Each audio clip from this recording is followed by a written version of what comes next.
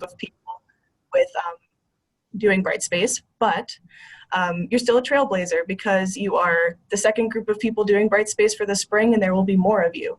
So it's a very good and very exciting thing, and we're happy to share our knowledge that we learned over the summer, and we're still learning too. So if you have questions about something that seems weird, we would love to hear it because we want to learn more about what makes Brightspace special and unique and how to help you, teach in the most carefree and streamlined way. So we're just gonna try our best here.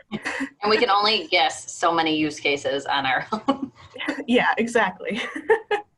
Especially because one of us does teach a course, which is Kat, and one of us does not. So it's very helpful for me to learn about the course nuances. So I'm going to share my screen and we will get started here. So let's see. All right, so you should be seeing my browser coming up right now, and I'm going to go to learn.marywood.edu. So then we get to our little login area here, and you put in your username and password that you use for the portal, and then just click login, and you're good to go. So when you sign into Brightspace, this is what you'll see every single time. You'll see our organizational homepage, which has a nice little welcome message, and it has your name, so it's very personalized. We also have some notifications up here, oddly enough, about notification settings. So we have some very important information at the top here about email and text settings, which I will get to.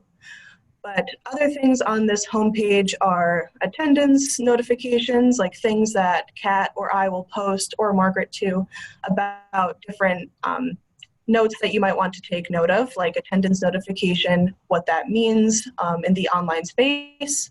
We have announcements over here on the right about like little glitches that happened or widgets that aren't working, so it's always good to keep an eye on this announcements area.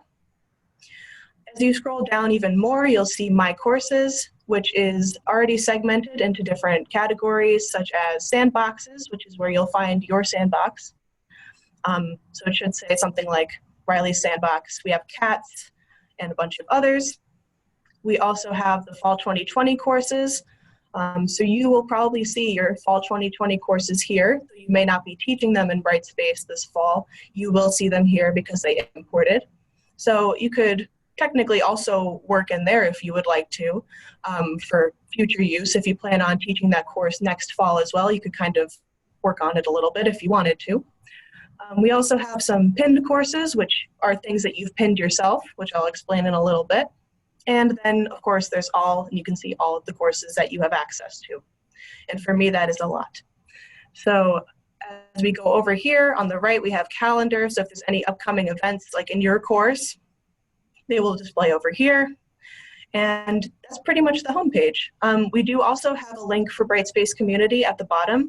This is where you can ask support questions, see what the community is talking about in terms of updates and what's gone right and what's gone wrong. So they have a lot of good documentation over here, some useful videos, and a lot of good articles too. So if you have any questions, of course you can talk to us or the help desk, but if you have like more curious questions like, oh, what if this was a feature?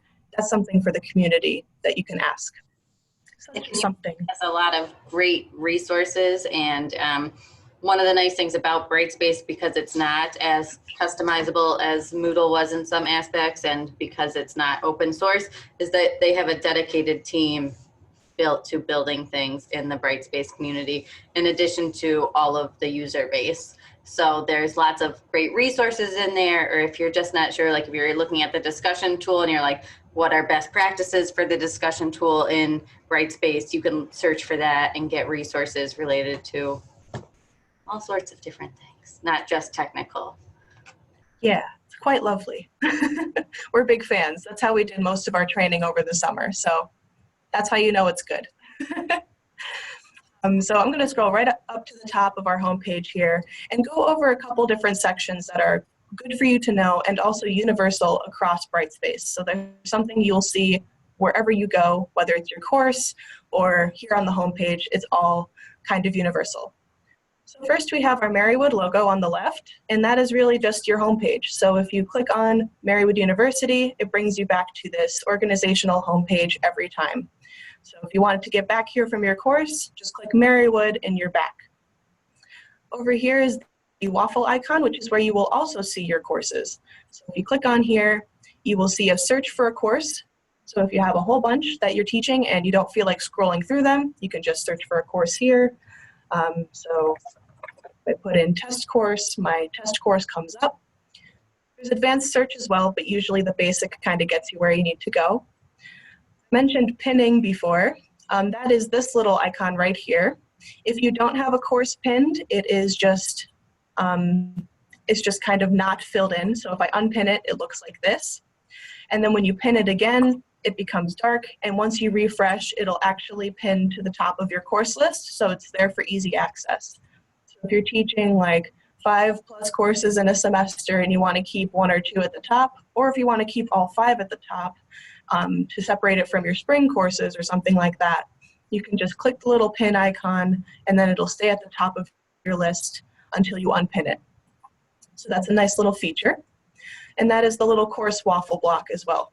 So that is there wherever you go. So even if you're in a course, you will see this little waffle icon so you can navigate to a different course. And then we have our little notification center over here in the middle. The first one is for our instant message and email tools through Brightspace. So you can click on this email button and it brings you to the email page where you can email students, and it sends right to their Marywood email as it is set up in Brightspace. And then when they respond, it'll come to your Marywood email. So it kind of keeps it in the email instead of bringing it into Brightspace and having you sign into Brightspace to respond like you used to have to in Moodle. Now you can just send them an email from Brightspace, while you're thinking about it, and then continue the conversation in your Marywood Gmail as per usual. So you can add your recipients up here at the top. So now it's my turn to send Kat weird emails. She usually does this to me. And then the subject defaults to Marywood U because that is our organization name in Brightspace, but you can just call it what you want. If you start your email from a class, it will default to your class name first. Oh yeah, I didn't know that actually. So that's very nice. So the student knows where it's coming from. So ask a question. Cool. Sorry. When you send these emails, so will it show up like in your sent folder in your Marywood email, or will it just hang out in Brightspace? That's a great question. I'm actually not sure. Okay. Kat, can you speak to that or? Yeah. So if you scroll up somewhere, there is a sent mail option here. So if you click on that, you'd be able to see all of the mail that you have sent through the system. The other option is that you can just BCC or like carbon copy yourself. Okay. Because that is there. Okay, so once they respond, it'll show up in your Marywood email. Like it would go to your Marywood email as well. Okay. Yes. That's a great question. So yeah, you can change your subject and everything like that. Call it what you want. But another reason why I brought up this email tool is because it is a great representation of the HTML editor that you'll see all across Brightspace. So if you're planning on making content for your course through their handy dandy little pages tool that we'll talk about in the coming weeks, or if you want to just type a response in a discussion board or something like that, you will see this HTML editor no matter where you go. As long as you can type text, all of these buttons will be available to you. So we have things like insert image, which is pretty standard. It kind of brings you to your file server or file explorer on your computer, and you can select an image and it imports right in. We have quick link, which is really cool. It allows you to quick link to any assignments, announcements, anything you have in Brightspace across any course. So if I wanted to put in a link to a discussion, I know I do have them, but apparently it's not here. But if I had discussions that I wanted to link to, they would show up here and tell me what course they're in. So if I wanted to explain to a student, here is the introduction form I want you to post in, you can link right to it so they don't have to find it. So I think it's because you're not in your actual course yet, Riley. That's probably true. Yeah, so like when you're in your course, those quick links will show for things that are actually in the course that you're already logged into. Or like you saw back there, if you didn't have one yet and you wanted to create one on the fly, it said create new discussion. So like if you're like, oh, I want to email these kids, it would be cool if they could all just like post a quick thought. You could actually hit create new discussion forum like right here and make it while you're just sending them an email. Yeah, I forgot about that nuance. Thank you. So I guess the announcements, they do show the ones from the organizational homepage because that's where I'm doing the email from. So just as an example for a quick link, if I wanted to select an announcement, I can just click on it and it links right to the announcement so that when my recipient clicks on that link, they will see the announcement and its text. So it's a nice little thing, and it's available across all of the Brightspace text editors. So if you're making an announcement for your own course, you could always link to assignments and different things in that course right there in the announcement. So another thing we have is the insert symbol, which is all of your mathematical fun. And if you click on this downward caret, you'll see insert line, attributes, and emoticons. So there's little extra tools you could play around with as well. We have our paragraph formatting and other things like that. We have different headings that you can choose from. And for accessibility purposes, we do encourage using the heading formats and the paragraph format just to differentiate between different content. We have our bolding, italicized, and underline, and also strike-throughs and subscripts. Those fun things, indentations, lists, and then, of course, font families and font sizes and colors. So we have a lot of different tools in here, and I'm pretty sure there's even more when you hit on that little ellipsis over here. You can do tables and other sort of symbols, cutting and pasting, all of that fun stuff. You'll also see at the bottom we have like accessibility checkers and spell checkers, so you can use those whenever you need to. If you like playing around with the HTML, you can look at the source editor and kind of play with that a little bit. And then we have the preview, so you can see how it looks, and also full screen if you want the more full screen view of your text editor. And this little triangle of sorts makes the text area bigger or smaller depending on your needs. So all of those tools are there wherever you want to type text. There's also the attachments area, which I believe is also mostly universal across the text editors. I know you can upload attachments and discussions and announcements and things like that. So you would just click upload to put in files, and it brings you to your file explorer. And you can select whatever you need. And then you have record for record video and audio, which lets you record video and audio. The video recorder, I believe, lets you do up to 30 minutes. So if you wanted to record a video, you have 30 minutes to do so. You just have to allow access to your microphone and camera, but because I'm in Zoom, it won't do that for you. But once you're done, you just upload the file and it's right there in the email. So also choose existing kind of goes into our files, and if you did a video note in the past that you want to refer to, there's a video note search as well.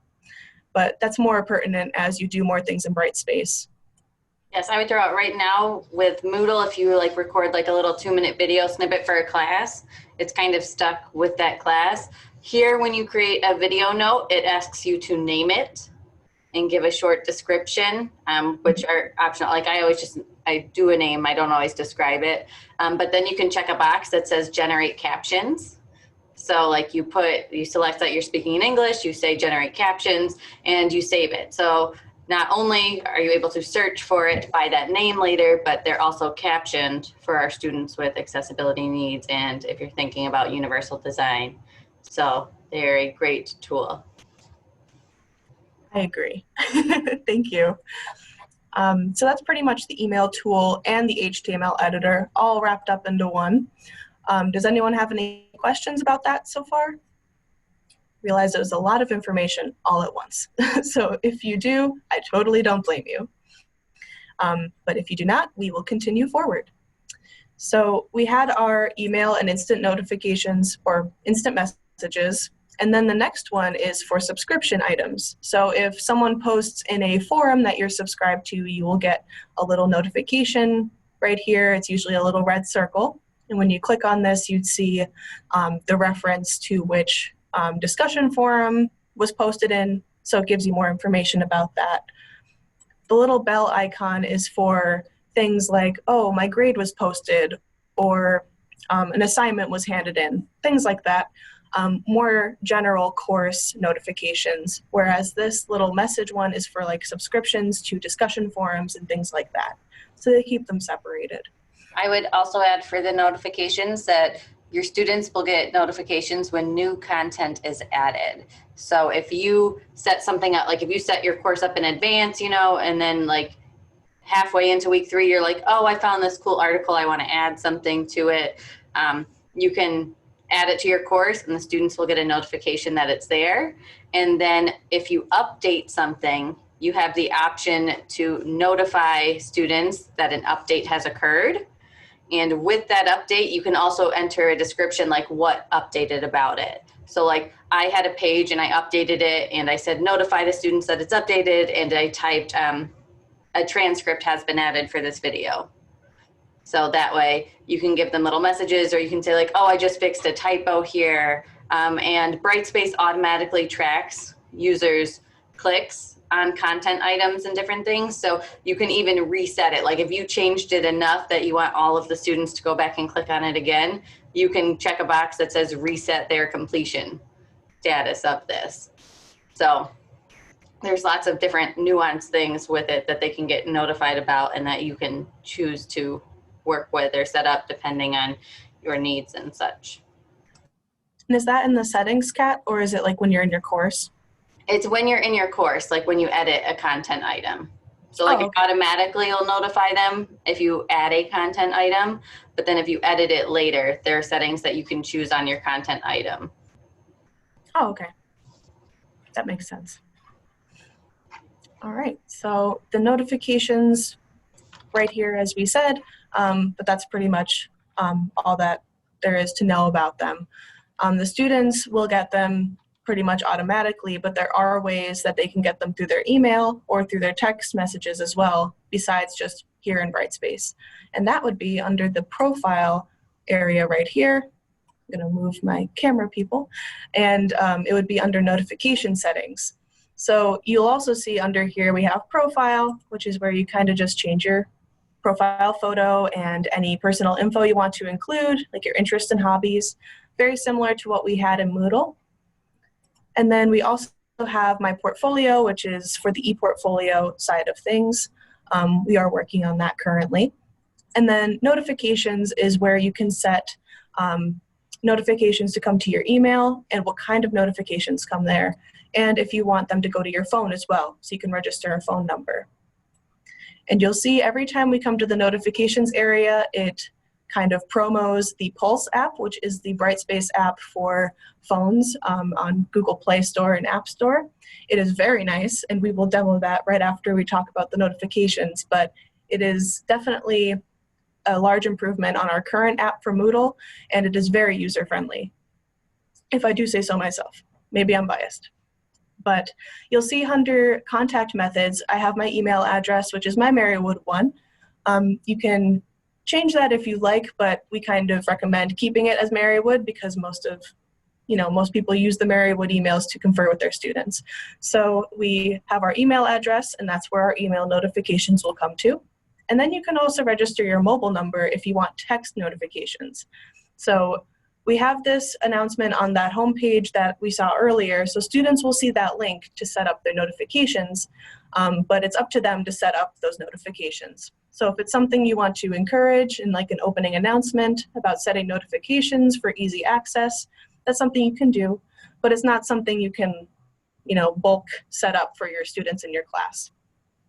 You can also get like a digest of activities, so if you want to be told daily what happened in your courses, maybe you don't want that, but if you want like a weekly digest of what happened in your courses, what kind of activity happened, that is an option, or you could just say never on that.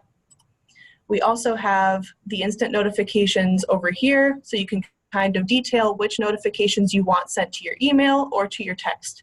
So if you set up a number, these check boxes will be available so that it will send notifications to your phone, but otherwise the email option is here by default. So if I wanted email notifications for every announcement that was updated or every new one that's available, I could just check the little boxes here. There's things for assignments and content, also discussions and grades and quizzes too. So there's definitely a lot of notifications to process and a lot of options. So if I want to get a notification for when a grade item is released or updated, I can just check those boxes and then save it so that I get those notifications. There's also the option to exclude some courses. So if you don't want notifications from a certain course, you can just add that to a course exclusion, and then you'll only get notifications from the courses that you did not put in the exclusion area. So I can just click on save, and then those notifications are set. So for the future, I can just get notifications for my grades and announcements, and that's pretty much just an overall summary of how a student would do it and how you can do it as well. But I just wanted to point that out. But I did mention about the Brightspace Pulse app, and because Kat has her phone already connected, I'm going to defer to Kat for that little demo, if you're ready. Before we switch over, did you want to look at the account settings? Because yeah, sure. I think that's where the signature for email is. Oh yeah, you're right. So the account settings is here under our profile. It is the last link on here. And we have font settings and other accessibility settings, like whether you would like dialog boxes to appear or if you want them to be pop-ups instead, HTML editor settings. So a lot of things that are useful if you use a screen reader or if students use screen readers. So it's something to keep in mind if there are accommodations that need to be made. But there are also settings for discussions. So we have things like if you want to display deleted posts, or if you want to see all of your discussions in grid view rather than reading view. You can include the original post in your replies, which is automatically turned off. You can set subscription settings and also a couple different display settings for your discussions, like character limits as well. So there's a lot of good stuff to kind of review here. But in the email tab, we have our signature that you can set up. So when you're sending an email through Brightspace, if you want to include a signature with a link to something or just your name, you can just type it in here so that you don't have to end your emails formally. You can just have it as a signature. So that is something here in the email tab. And then Theo, that one box up there, so you do want to make sure here that you have one of these checked off, kind of your question earlier about CC or like if it goes to your email. So you can choose to just have it in your sent mail in Brightspace. You can have it to choose to be sent to you every time, so you don't have to CC yourself every time, but you can check those here and whichever you prefer. Yeah. So then I'm just going to save and close. I have to stay muted because Daniel Tiger is playing in the background of my in my living room. But thank you. Yes, that is totally fine. We enjoy Daniel Tiger at our house also. All right. Is there anything else I should mention before the pulse? I don't think so. I think that's all the things. Okay. Thanks for reminding me. Yes. All right. Hey guys, here's my phone. All right, so the Brightspace Pulse app is the one with the little orange square up near the top. So all you have to do is go to the Play Store or the Google App Store or whichever app store you have and search for Brightspace Pulse. The first time that you log in, you will get a screen like this. If you have your, what's that place? Location. If you have location turned on, it will automatically pull up other Brightspace instances by us. If you don't have it turned on, all you have to do is type Marywood U, and it will come up for us. And then you'll click on it, and it will take you to the login screen. So it looks just like the login screen that we had on the computer, and you'll go ahead and log in. And when you log in, it looks like this. Ooh. So one of the nice things you'll see, especially in teaching a course, is I can see the notifications for my course right on the screen. So in my stats class, I can see that I have 27, oh, I'm turning my screen. Sorry, guys. I can see that I have 27 assignments turned in and 34 discussion posts that I need to read right from the screen. I didn't click on it. I didn't have to go in to look to see if there's any new items. It's just here, which I think is super awesome. So if I were to go ahead, and you can actually click on those notification items and it'll take you right to things that you were notified about. So like here, it took me to assignments because I have those assignments that are turned in. I could click on the discussion and it will take me right to the discussions if I wanted to jump in there and see what kind of unread discussion posts I have. But otherwise, you can just click on the course itself and it will take you to, it defaults to the content section of your course. So this is all of the content that I have built in my course. And you can click on it and you can see the check marks go off just like it will on the regular app for students when you look at things or complete them. And you can go through and click on all of the things and it will load maybe. This one's actually cool. I'm just going to promo this while we're here. This is a shared Google Sheet that's loading inside of Brightspace and inside the app. So like if I wanted to add one here, I could just click on it. Maybe that part doesn't work on the phone, but online they just click on it and they can start typing. I had them write a song that describes their life. Here you go, a little bit of entertainment value during our session. They picked some good ones. But so if I go back, maybe I know how to go back on my phone, guys. It's a new phone, so part of it is me and not the app. It's just I don't know how to use my phone. But so you can see, you can go through and click on all the things that you have and see them for all of your courses. So you can go through and do that. Down at the bottom, we still have notifications. So here it's, we just don't have that email section, but we have the updates and subscriptions. So here's things in my forums that have been typed.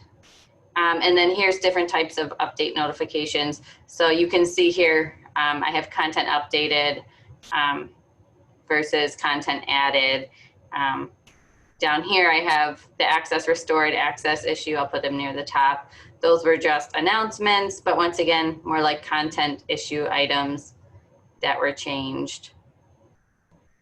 So there's those. And if you actually click on them, it will take you right to the space. So if they wanted to look at it right there and see it, they could go and say, oh, here's all the things I need, which I love. Next up, we have the upcoming tab. And the upcoming tab, this is why it is called Brightspace Pulse, because it's supposed to keep you on the pulse of your academic needs. And this graph at the top, the little mountains are when things are due. So like right now, there's nothing due on the 24th for me. So that's why there's nothing here. But if I were to go to the 21st, there were 2 things due. So it's separated by work to do versus events. Not 100% sure of the difference yet, if I'm being honest, but. I think the events like include the virtual classroom things because mine come up as events. Okay, good to know. So work to do is assignments versus events are scheduled virtual classroom items. I just like to go to the all tab over here on the end though and just see them all together. But the nice thing is they'll be able to see when different things are due. And in terms of planning and scheduling, like, I don't know, I think it helps kind of time management and social life. Oh, I need to get together with friends, but they could look at this and if everybody's using it, they can say, well, I have, you know, I'm super busy on Monday, so I probably shouldn't party Sunday night.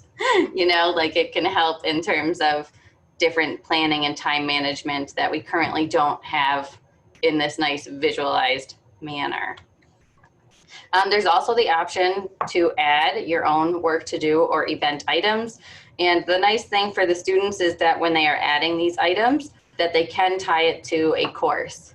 So like if you assigned a week-long project and you said like, you know, set up some deadlines for yourself, they could actually come here and say like, all right, I need to have my rough draft due by this date. And, you know, it's worth 9% of my grade. Or if you didn't set it up for them, they can set them up itself. So that's cool. There is graph settings up here. Usually it defaults to this all tab being off. I recommend turning it on, but like I said, that's just personal preference, but I just like to see them all at once. And you can get there by clicking the 3 dots in the upper corner. The other option is over here. If you click on our logo, that time I didn't mean to put it away. You can go to settings and you can see which of those items on the upcoming has the actual pulse graph. So you'd want to make sure that those are turned on also. Like I said, if you want, personally, that's my preference because I think it's super cool. But I'm also a math nerd and like graphs. So, all right. Are there any questions on the app or anything else that we have talked about today? All right. So we are done with all of our topics. Yeah, I think so.